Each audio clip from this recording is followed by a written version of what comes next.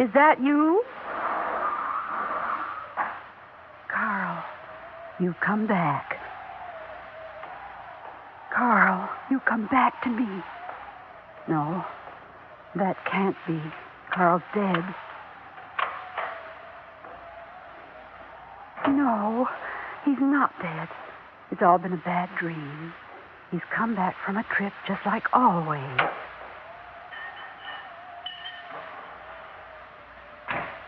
Oh, in a minute he'll come upstairs and come to bed. Oh, I knew he'd come back. There, see? He's climbing the stairs. I better get up. He'll probably be tired after such a long trip. Carl? Is that you, Carl?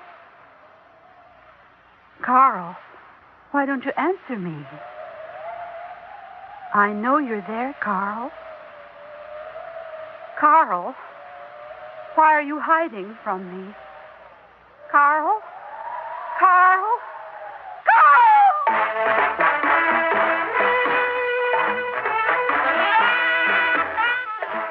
Theater 5 presents Homecoming.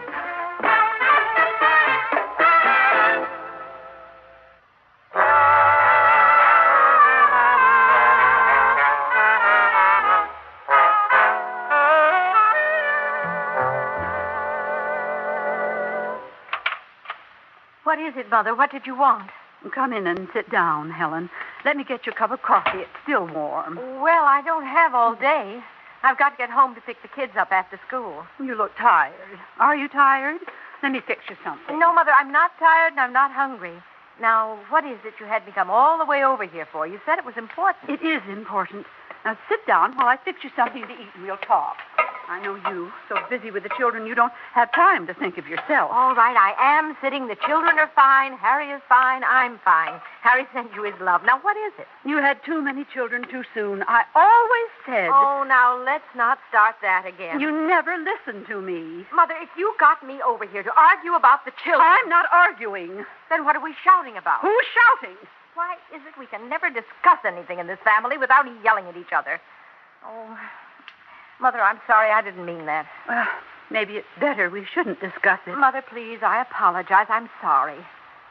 I keep forgetting this always happens when you're upset about something. Now, tell me, what is it? Why should you care? I'm old, alone. Mother, please. Why should you care? Mother. You'll only laugh, say I'm crazy. I won't laugh, and I won't say you're crazy.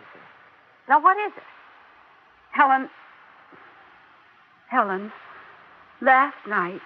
your father came home. Oh, no. You see? You're impossible. You think I'm crazy.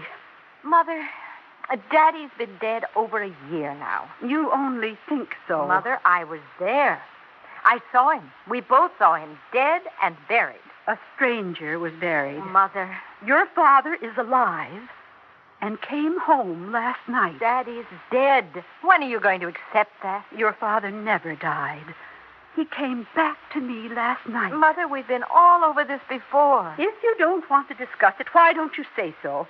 I tell you, he was in the house last night. Did you talk to him? No. Did you see him? No. Then how do you know he was here? I heard him. Oh, no. So don't believe me. All right, Mother, what happened? Last night, I couldn't sleep. About 2 o'clock, I heard the car door slam in the garage, and I woke up.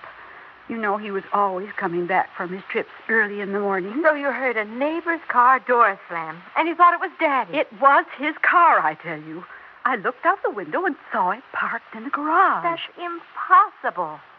Harry sold Dad's car over a year ago. We have the papers to prove it. It was his car, I tell you. Are you trying to tell me I wouldn't recognize the family car if I saw it? All right, it was his car. Then what happened? It was dark, so I just lay in bed listening. I was scared at first, but then I started thinking, he's come back to me. He's come back to me. And I was so happy I didn't have time to be scared anymore. Then what happened? Oh, Helen, it was so beautiful. It was just like old times again. I heard him stop in the kitchen to look in the refrigerator. You'll remember he always used to have a bite of something to eat before he came to bed, especially after a trip. For a minute, I thought I'd go down and fix him something. But then I heard him start to climb the stairs. And? I don't know what happened then. I began to be frightened again, I think. A woman alone, it could have been a prowler, who knows? So I started to call his name. Carl? Carl? I ran to the hall calling his name. But I must have frightened him because by the time I got to the hall, he was gone. I looked all through the house and he was nowhere to be found. And how about the car? That was gone, too. I went outside and looked. I ran around the house calling for him. Mother! I had to find him. I knew he was here, and I had to find him. Mother, you didn't run around outside in the middle of the night calling for Daddy in your nightgown, did you? He was here, and I frightened him away. Mother, this is insane. Oh, you don't understand. I love your father. Mother! Young people today, they don't understand what love is. But your father and I, we had something rare, something rich, something beyond words. Not one of these modern convenience things of today. That's not true. Helen! It's not true, and you know it. You and Daddy never loved each other. Helen, how can you say such a thing? Because I grew up with it and I saw it. I won't listen. Mother, I was here. I saw. Why, whole days would pass when the two of you would barely speak to each other. I won't listen. And why do you think Daddy chose to sell on the road? He had plenty of chances for a job here in the city, but he turned them all down. You know why? Because he wanted to be away from you as much as possible. I won't listen to such a thing. None of it's true. Mother, you have to listen. Now it's time you face things. It's been almost 18 months since Daddy died. And you've done nothing but mope around this house and make him into something he wasn't. It's time you got out and associated with people your own age. I won't disgrace the memory of your father. Face the memory of my father, Mother. My father was a very bitter, unhappy man. He was a great man. Maybe you didn't love him. I loved him as much as anybody, but I know what he was and what he wasn't. He hated you, he hated me, he hated this house, everything. I often think he'd die just to get out of it. Helen! It's the truth, and you know it. And since he died, you've made him into something unrecognizable, something he never was. Now you begin to believe he comes back to visit you at night. Mother, you've got to get out of this house. Why, you've still got your sanity. There's nothing wrong with my sanity. Do you imagine he comes to visit you? I don't imagine. He comes. Mother, if you don't move out of here, Harry and I are going to see if we can't do something legal to get you out. You'll never do it. This was the house your father and I built together. We raised our children here. It's a shrine, sacred to his memory. It's an empty shell. Nothing ever happened here. No love ever passed between you. Get out. Mother, listen Get to me. Get out of my house. Oh, Mother, please. Nobody disgraces the memory of my husband that way. Not even his own daughter. Not in my house. Mother. Out and never come back. I never want to see you again.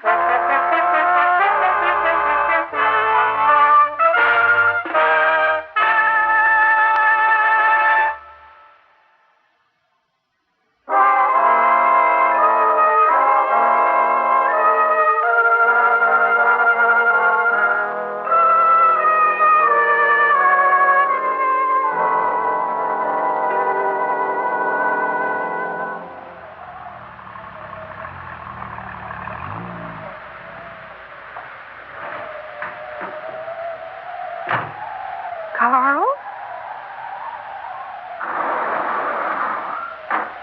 Carl, you've come back. No, it's all a dream. You can't come back. You're dead. Helen said you were dead. But she's wrong. She has to be wrong. I know. Now you're looking in the refrigerator just like before. Now you'll come upstairs. Yes, you've come back. Please, God, let it be Carl. I wasn't frightened him this time. I must keep calm and keep from crying out. Carl? Is that you, dear? So who else would it be? The milkman? Oh, is it really you, Carl? Who did you think it was? Your brother coming for a loan? Oh, Carl, it's so good to have you back. Well, what's good about it? I'm here. Carl, please don't talk like that. Like what? You know, flip, smart alecky, like you always do. Aren't you happy to see me? I'm always happy to see you, my love, though there isn't much to see in the dark. Oh, Carl, I've missed you so much.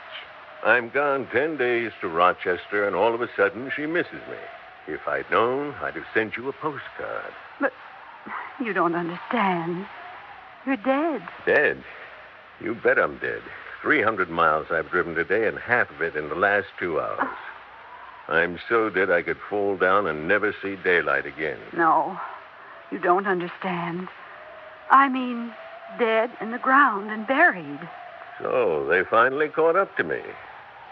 For the last 20 years, I've been walking around dead, and somebody finally did me a favor and buried me. Carl, be serious. About my funeral, I'm always serious. Carl, Helen said you were dead. She said you were visiting the grandchildren at her house. You had a heart attack and died. Well, you should always listen to what Helen says. I did at first. But when she started talking about preparations for the funeral, then I knew she was lying. Well, why should Helen lie about a thing like that? You don't know Helen. She's always been jealous of you toward me. Oh, Helen's a good girl. There you go, taking her side again. I'm not taking any sides. I just want to get some sleep. Is that all you came back for, to sleep? You've got a better suggestion? Oh, here we are, arguing again. Well, who's arguing? You are. I am not. Oh, Carl, don't you see? They said you were dead, but I wouldn't believe them. If I wouldn't believe them, then it wouldn't be true. Well, you should learn to listen to people, Agatha. Is that what you want, Carl? To be dead? So far, you're doing all the wanting. I'm just listening. Oh, Carl, you don't know how I've hoped and prayed you'd come back to me. I'm here. But are you alive or dead? Well, what do you think? I don't know what to think anymore. I think we're both dead. I think we died a long time ago. I'm going to turn on the light. What for? So I can see for myself. Agatha, no. Leave the light off. For both our sakes. It's better with the light off. Let's just go to bed and sleep. Are you all right? What do you mean, all right? I mean, you don't look terrible, do you? Your skin and everything. I look the same as when I left for Rochester 10 days ago. You never did think I was a handsome man. I'm going to turn on the light. No, Agatha, not now. We can see each other in the morning. There's plenty of time for that. That's it, isn't it? What? You are dead, aren't you? And you came back to me because I believed hard enough that you would. Yes. How long will you stay? As long as you want me. Oh, we can start all over again from the beginning. Pick up from where we left off would be more to the point. Oh, Carl.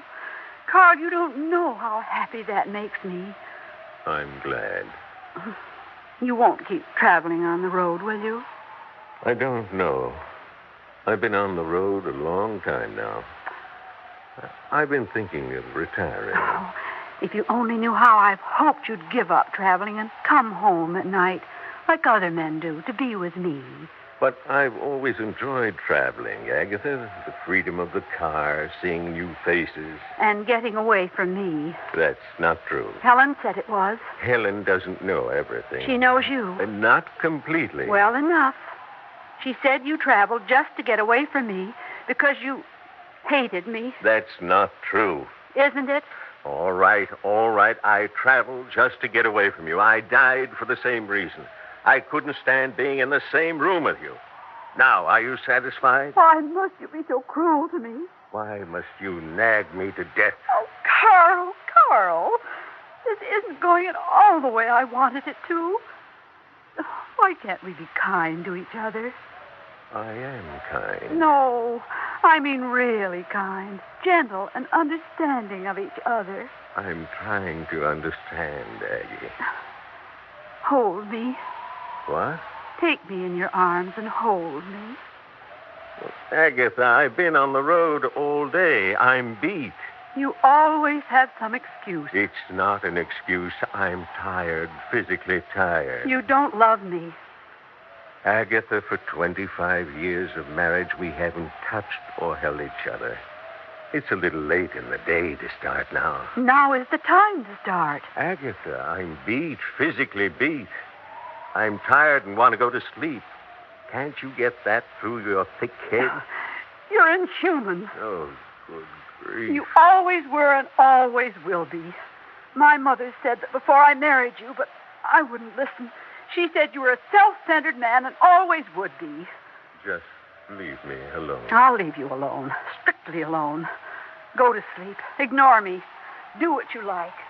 You always have. I don't care. But that's just the problem. I do care. I care so very much. Oh, Carl, why do we have to do the same things in the same old way? The fighting and the hatred. Why can't we start over again and try loving each other? Really loving each other? We have this chance, this one chance. Let's make the most of it. I know the fights we have, I start myself. I don't mean to.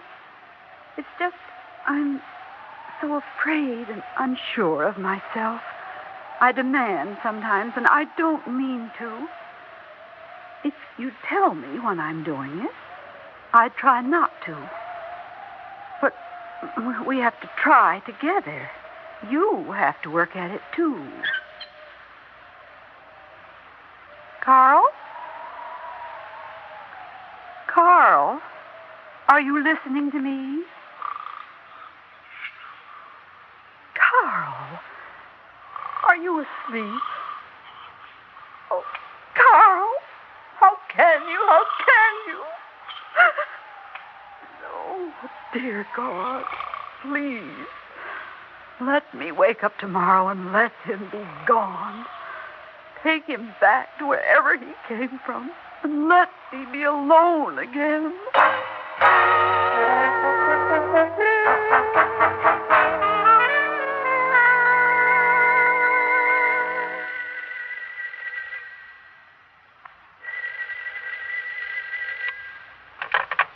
Hello? Mother, is that you? Who else would it be? Oh, are you all right? Of course I'm all right. Why shouldn't I be? Well, because last night I got the strangest phone call, Mother. It was from a man who sounded like Daddy. He said he was going home. Mother, Daddy isn't there, is he? How can he be here? He's dead. But you've been saying he's been coming back to visit you.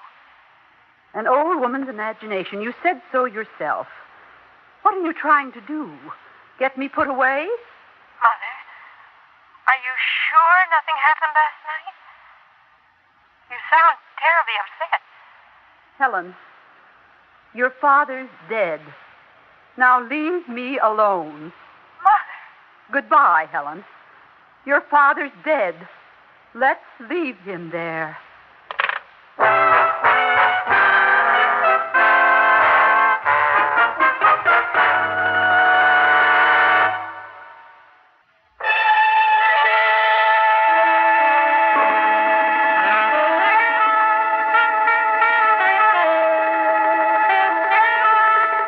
Theater 5 has presented Homecoming, written by George Bamber and directed by Warren Somerville. In the cast, Margaret Hamilton, Mary Jane Higby, and Dan Ocko. Audio engineer Neil Pulse. Sound technician Ed Begley. Story editor Jack C. Wilson. Original music by Alexander Vlastotsenko. Orchestra under the direction of Glenn Osser. Executive producer for Theater 5, Edward A. Byron. We invite and appreciate your comments. Please address Theater 5, New York 23, New York. This is Fred Foy speaking. This has been an ABC Radio Network production.